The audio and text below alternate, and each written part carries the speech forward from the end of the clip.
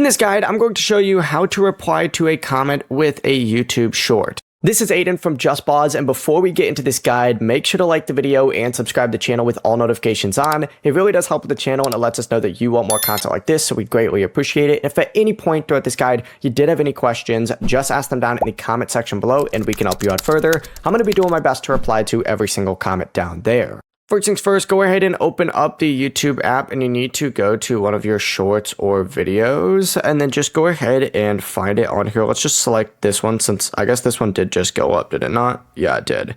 We're going to go and select this one as an example, right? But open up the comments and find whatever comment it is that you want to reply to. He says the first one got moves though, right? Let's go ahead and reply to this guy. You could essentially just go ahead and select this little reply option, and then you could type up your reply right here. Now, what is pretty cool, and for whatever reason this is popping up a little bit differently on my screen, but just type up your reply and you're good to go. The process really is as simple as that. Now, you can of course use that camera icon to create a video reply, which is pretty cool.